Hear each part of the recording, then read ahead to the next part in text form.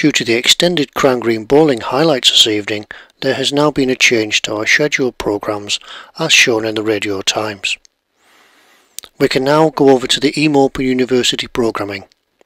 The programmes tonight are for the students studying Unit E172 Nuclear Fusion at Home, which will be followed by Unit 472 Applied Model Making.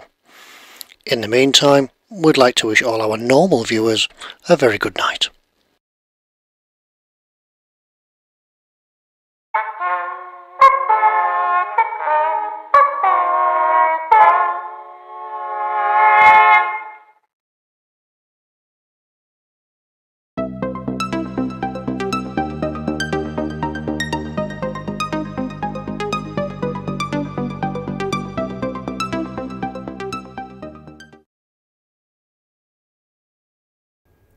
And once again, this tutorial is presented by Professor Tedward McSkipperton. Good evening, Professor. Is everything ready to go? Excellent. If we could ask the staff, please, in the control room, out in the shed, if they can turn the reactor on, please. We have a direct line to the shed, and the system will begin to be commissioned as soon as the switch is put on. Excellent, thank you. And we monitor the gauges now, and we see as the temperature rises as the fusion begins. Professor, is everything okay? Are the gauges going up? Right, I think we'll come back to this.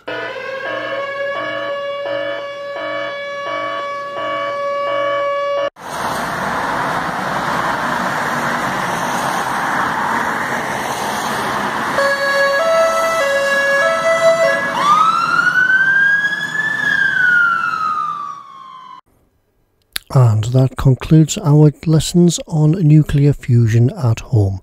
We now continue tonight's eMopen University programmes with applied model making.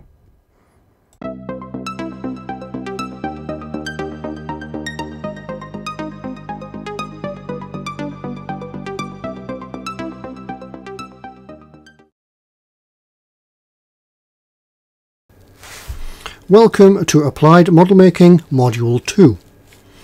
In this tutorial we will be applying mud from the glossy wet mud soils from the set of MIG, from the mud and earth sets. We were particularly looking at two items from this set: splashes, damp earth, and also we'll be looking at applying heavy mud entitled wet mud. In order to apply these products, we will need some old paint brushes. The older the better. Don't use your new brushes. Or some cocktail sticks or an old toothbrush to provide texture if required. And of course an airbrush. This product is best applied with an airbrush. And of course it's very messy, so a good idea to have some kitchen roll and some covering or some gloves for your hand.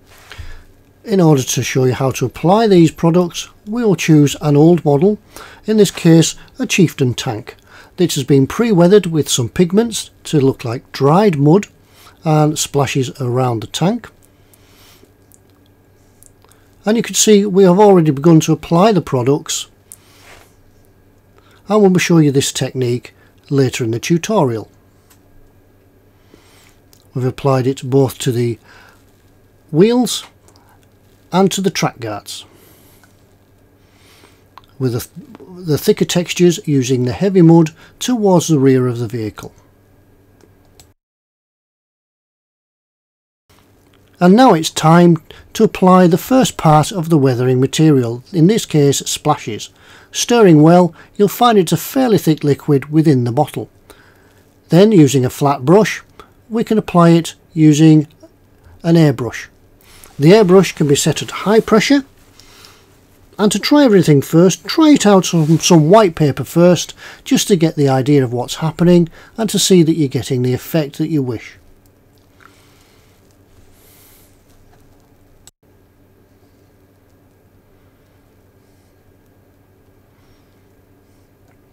A hint to applying the splashes is to start at the bottom and work up, giving the effect that the vehicle has splashed through some mud or water, with the lighter splashes landing on the top of the vehicle and the heavier ones at the bottom.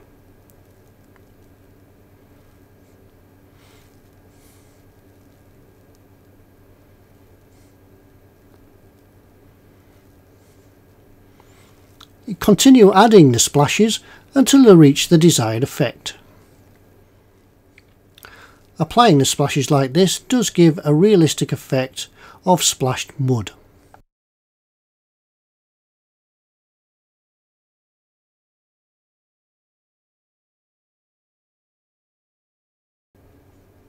Any mistakes that are made can be easily removed using some white spirit and a cotton bud. This can be done before the product is dry, as it's an enamel based product.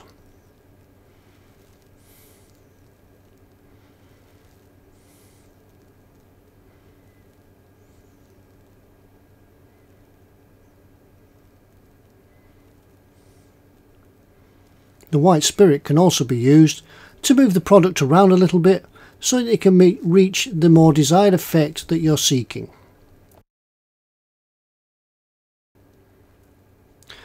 Another way to apply the product is to use a short, stiff brush. This isn't as effective as the airbrush technique, but still can be used to some extent to your desired effect.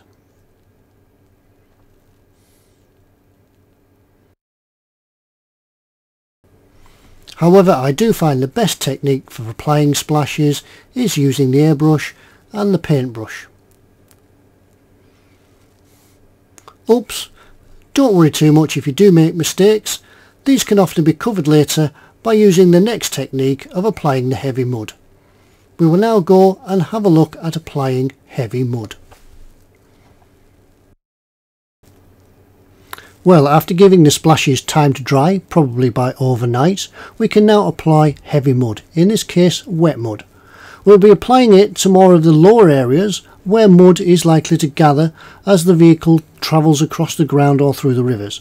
As before, we were applying this with the stubby paintbrushes, the old paintbrushes cut down to apply it. This is simply applied, usually straight from the bottle. However, extra texture could be added, such as small grit or something, to add further texture. It's just a matter of then stippling it on and allowing it to dry. You could, however, just slap it on. It's best to apply this to the lower areas where the mud might gather, especially at the rear where it's thrown up off the sprockets and tracks and gathered across the back of the tank.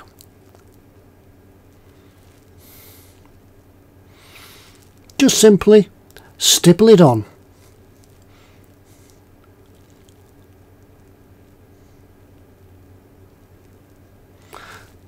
Giving each coat a time to dry, the effect can be built up for thicker, heavier mud.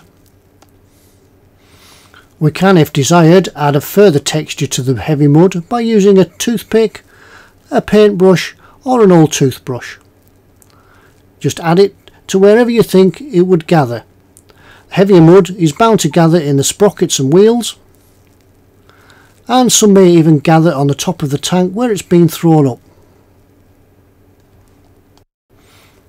So, as before with the splashes, we can continue to add this as little or as much until you have reached the desired effect that you're looking for.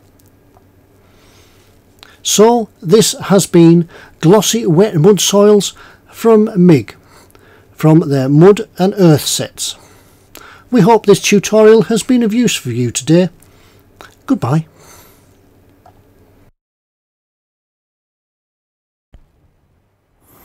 And now that brings us to the end of this evening's eMopen University programming.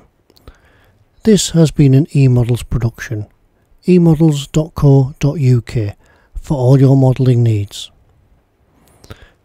All that remains is to wish all our viewers a very good night, and please do not forget to turn off your television sets. Good night.